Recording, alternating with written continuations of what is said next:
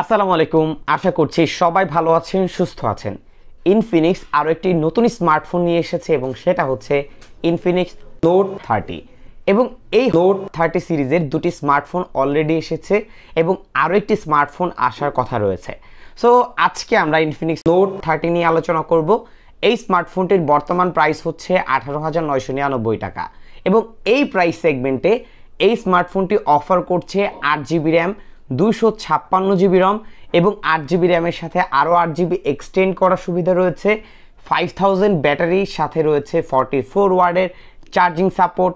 স্মার্টফোনটাতে আরও অনেক ফিচার পেয়ে যাচ্ছেন। সো ভিউয়ার্স, কী থাকছে আজকের পুরো ভিডিওতে আপনাদের সাথে আলোচনা করব এবং আপনারা যারা ভিডিওটি দেখছেন অবশ্যই পুরো ভিডিওটি মনোযোগ সহকারে দেখবেন। ভিডিওর শেষের দিকে আমি বেশ কিছু ইনফরমেশন শেয়ার করব, আই থিঙ্ক আপনাদের কাজে লাগবে। সো কথা আর বাড়াতে চাচ্ছি না, আপনারা দেখছেন আপনাদের প্রিয় channel JK tech BD YouTube channel. আজকের ভিডিওর স্পন্সর হচ্ছে বিসমিল্লাহ ইনফিনিক্স পয়েন্ট। তাদের কাছ থেকে এই স্মার্টফোনটি আপনারা পারচেস করলে পেয়ে যাচ্ছেন 500 টাকা ডিসকাউন্ট, পাশাপাশি রয়েছে একটি আকর্ষণীয় নেকব্যান্ড সম্পূর্ণ ফ্রি। এই ভিডিওর ডেসক্রিপশন বক্সে তাদের সম্পর্কে সকল তথ্য দেওয়া থাকবে। ভিউয়ার্স, এই স্মার্টফোনটির বক্স আমরা হাতে পাইনি, সো এই জন্য আপনাদেরকে বক্স কন্টেন্ট দেখাতে পারছি না। তবে অ্যাজ ইউজুয়াল ইনফিনিক্স যে ম্যাটেরিয়ালসগুলো প্রোভাইড করে থাকে প্রায় সব কিছুই সেগুলোর মধ্যে পেয়ে যাবেন। তবে আমরা এই স্মার্টফোনটির ফুল রিভিউ যখন করব তখন এই সব কিছু নিয়ে আলোচনা করার চেষ্টা করব। সো প্রথমে আলোচনা করতে যাচ্ছি এই স্মার্টফোনটির ডিজাইন এবং বিল্ড কোয়ালিটি নিয়ে। ডিজাইন এবং বিল্ড কোয়ালিটির কথা বলতে গেলে এই স্মার্টফোনটি প্লাস্টিক বিল্ড বা পলিকার্বনেট ফাইবারে তৈরি স্মার্টফোন। এই স্মার্টফোনটি আপনার দুটি কালার ভেরিয়েন্টে পেয়ে যাবেন, তবে আমার কাছে এটার অবসিডিয়ান ব্ল্যাক কালারটা রয়েছে, যা দেখতে কিন্তু বেশ ভালো লাগছে। এটা ব্যাক প্যানেলটা কিন্তু পুরোপুরি ফ্ল্যাট এবং এখানে এই যে ফ্রস্টেড ফিনিশ ম্যাট ডিজাইন দেখতে পাচ্ছি, যার ফলে স্মার্টফোনটিতে ফিঙ্গারপ্রিন্টের ছাপ পড়বে না, পাশাপাশি ছোটোখাটো স্ক্র্যাচ থেকে আপনার স্মার্টফোনটাকে বাঁচাতে পারবে। তবে এটা ক্যামেরা বামটা আমার কাছে যথেষ্ট বড় বলে মনে হয়েছে। এটা যদি আরেকটু মিনিমালিস্টিক করা যেত তাহলে দেখতে আরও বেশি আকর্ষণীয় লাগতো। এই স্মার্টফোনটিতে রয়েছে সাইড মাউন্টেন ফিঙ্গারপ্রিন্ট সেন্সর, যা বেশ ফাস্ট এবং অ্যাকুরেট পেয়েছি। লেফট প্যানেলে সিমটা পয়েন্ট পেয়ে যাচ্ছেন, নিচের দিকে পাচ্ছেন 3.5mm earphone port, primary microphone, type C charging port এবং বটম ফায়ারিং স্পিকার। সাউন্ড কোয়ালিটির কথা বলতে গেলে এখানে কিন্তু আপনারা ডুয়েল স্টিরিও স্পিকার পাচ্ছেন এবং এটা কিন্তু JBL এর সাউন্ড। সো এটা লাউডনেস কিন্তু যথেষ্ট ভালো পেয়েছি, যা আমার কাছে খুবই ভালো লেগেছে। এই স্মার্টফোনটির ফ্রন্ট প্যানেলে ইউজ করা হয়েছে একটি মিডল পাঞ্চোল ডিসপ্লে। তো ওভারঅল এই স্মার্টফোনটার ডিজাইন আপনাদের কাছে কেমন লেগেছে অবশ্যই কমেন্ট করে জানাবেন। ভিউয়ার্স, এই স্মার্টফোনটার ডিজাইনটাও যেমন অ্যাভারেজ এবং এটার মধ্যে একটি অ্যাভারেজ ব্যাটারি আমরা পাচ্ছি। হ্যাঁ, 5000 mAh এর ব্যাটারি পাবেন এবং এই স্মার্টফোনটি 44 ওয়াটের চার্জিং সাপোর্ট পেয়ে যাচ্ছেন। সো বুঝতেই পারছেন এখানে আপনারা একটি ফাস্ট চার্জারও পেয়ে যাবেন। এই স্মার্টফোনটির চার্জ ব্যাকআপের কথা বলতে গেলে আমি যেহেতু গত 2 দিন ধরে স্মার্টফোনটি ইউজ করেছি, নর্মাল ইউজে আমার কাছে যেটা মনে হয়েছে অনায়াসে প্রায় 1.5 দিনের মতো চার্জিং ব্যাকআপ এই স্মার্টফোনটি ইজিলি দিতে পারবে। যেহেতু 6 ন্যানোমিটার আর্কিটেকচারে বিল্ড করা একটি প্রসেসর এই স্মার্টফোনটিতে থাকছে, সো আশা করছি চার্জ ব্যাকআপ নিয়ে তেমন কোনো প্রবলেম হবে না।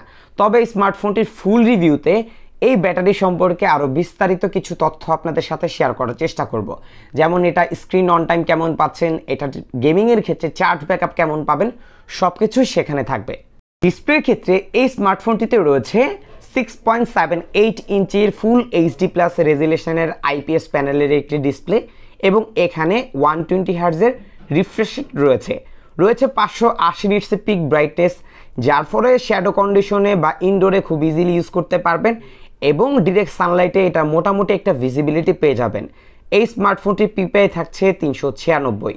যদি স্মার্টফোনটির ডিসপ্লের কথা বলি, এটার কন্টেন্ট ওয়াচিং এক্সপিরিয়েন্স অন্য সকল ফুল HD+ IPS ডিসপ্লেগুলোর মতোই পেয়েছি। চিন এবং বেজেল এরিয়া আমার কাছে মোটামুটি কিছুটা মিনিমালিস্টিক লেগেছে, তবে আরেকটু ন্যারো করতে পারলে আরও ভালো লাগতো। এছাড়া এই স্মার্টফোনটির ডিসপ্লে টাচ রেসপন্স নিয়ে কোনো ধরনের লেটেন্সি আমরা দেখতে পাইনি এবং এটার যে রিফ্রেশ রেট সেটাও মোটামুটি বেশ ভালোই কাজ করছে। তেমন কোনো প্রবলেম এখন পর্যন্ত এই স্মার্টফোনটির ডিসপ্লেতে পাইনি। সো প্রাইস অনুযায়ী যদি ডিসপ্লের কথা বলি, হ্যাঁ, 20,000 টাকার মধ্যে টেকনো একটি স্মার্টফোন রয়েছে, টেকনো ক্যামন 20। সেখানে আমরা অ্যামোলেড প্যানেলের ডিসপ্লে পাচ্ছি এবং ইন ডিসপ্লে ফিঙ্গারপ্রিন্ট ছিল।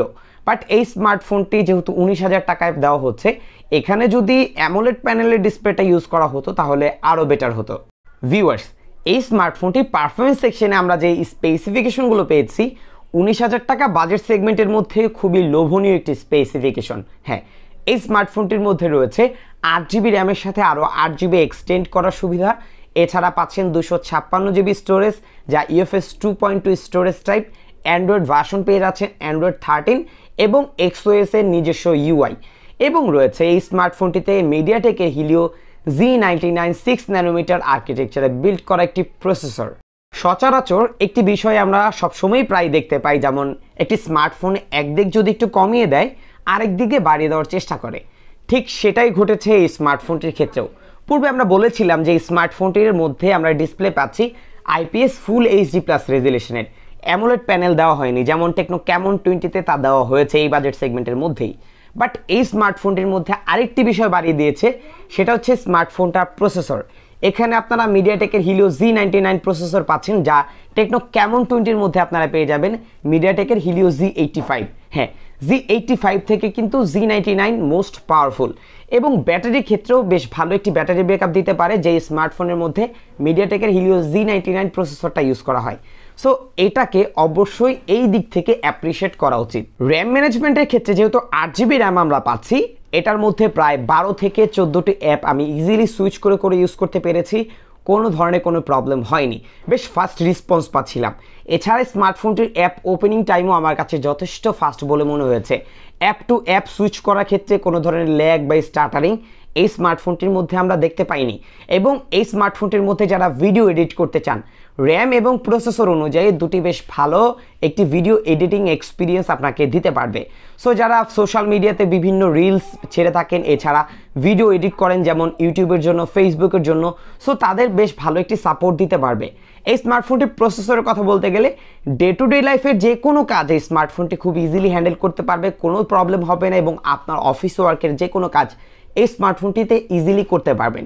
গেমিং এক্সপিরিয়েন্সের কথা বলতে গেলে এটার মধ্যে আপনারা পাবজি লাইট, ফ্রি ফায়ার এই ধরনের গেমগুলো ইজিলি তো খেলতে পারবেন, পাশাপাশি যারা শখের বসে পাবজি খেলে থাকেন, সো তারা চাইলেও এই স্মার্টফোনটির মধ্যে পাবজি রান করতে পারবেন।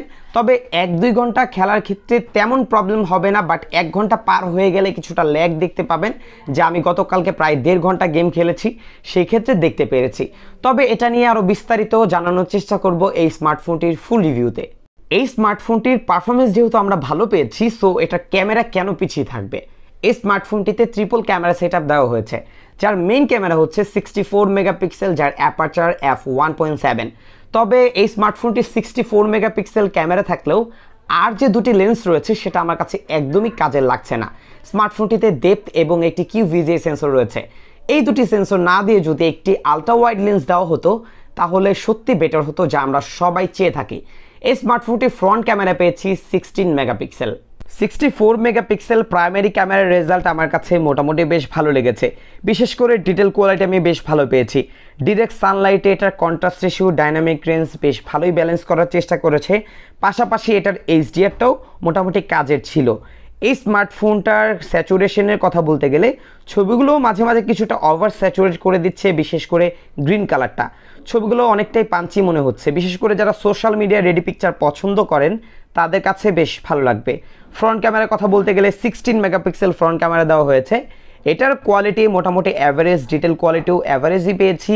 এছাড়া লো লাইট কন্ডিশনে ছবিগুলো কিছুটা সফট করে দেয়, বাট ভালো লাইট থাকলে বেশ ডিটেলফুল একটা পিকচার দিতে পারে এবং এটা কালার টোনটাও বেশ ভালোই ব্যালেন্স করার চেষ্টা করেছে। সো যারা ভালো একটি ক্যামেরা, ফ্রন্ট ক্যামেরা চাচ্ছেন তাদের কাছেও আশা করছি ভালো লাগবে। ভিডিওর কথা বলতে গেলে স্মার্টফোনটির ভিডিওর ক্ষেত্রে আমরা 1080 30 fps এবং 2K 30 fps এ ভিডিও রেকর্ড করতে পারবো। স্টেবিলাইজেশন থাকলে আরও বেটার হতো, তাহলে আরও বেটার কোয়ালিটি ভিডিও আমরা পেয়ে যেতাম। তবে স্মার্টফোনটিতে কোনো প্রকার secondary noise cancellation microphone use করা হয়নি। ভিউয়ার্স, এই স্মার্টফোনটির মধ্যে আমরা যে স্পেসিফিকেশনগুলো পেয়েছি সত্যি আমার কাছে ভালো লেগেছে। কেননা 19,000 টাকা প্রাইস সেগমেন্টের মধ্যে 8GB র্যামের সাথে 256GB স্টোরেজ, পাশাপাশি মিডিয়াটেকের হিলিও Z99 যে প্রসেসরটি ইউজ করা হয়েছে। সাধারণত এই বাজেট সেগমেন্টে এই প্রসেসরটা কোন স্মার্টফোন ব্র্যান্ড কিন্তু প্রোভাইড করছে না।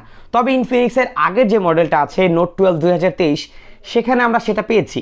বাট এটা যেহেতু নিউ ডিভাইস, সো এই মুহূর্তে কোনো স্মার্টফোন ব্র্যান্ড যেহেতু দিচ্ছে না, সো এটা কিন্তু একটি ভালো ডিল হতে পারে।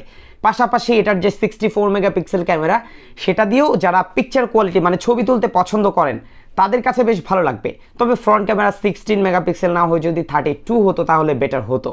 এছাড়া স্মার্টফোনটার ডিজাইনটা যদি ক্যামেরা বাম্পের কথা বিশেষ করে আরেকটু মিনিমালিস্টিক করা যেত তাহলে আমার কাছে পার্সোনালি ভালো লাগতো। তবে এটার ডিজাইনটা আমি অ্যাভারেজের তালিকায় রাখছি। তবে কিছু ড্রব্যাক রয়েছে, যেমন স্মার্টফোনটিতে কোনো প্রকার সেকেন্ডারি নয়েজ ক্যান্সেলেশন মাইক্রোফোন আমরা পাচ্ছি না। এছাড়া এই বাজেট সেগমেন্টে ইউজ করা হয়েছে ফুল এইচডি প্লাস আইপিএস প্যানেলের ডিসপ্লে।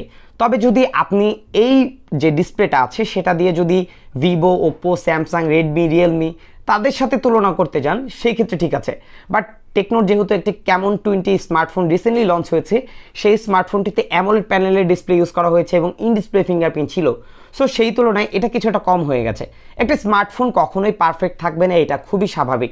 এই স্মার্টফোনটি পুরোপুরি পারফেক্ট না, বাট আপনি যদি আপনার রেগুলার লাইফের এক্সপিরিয়েন্সে এই স্মার্টফোনটিকে ইউজ করতে চান সেক্ষেত্রে বেশ ভালোই ক্যাপেবল হতে পারে এই স্মার্টফোনটি। তবে একটি কথা রয়েছে, এই স্মার্টফোনটি এখনই আপনারা পারচেস করবেন না।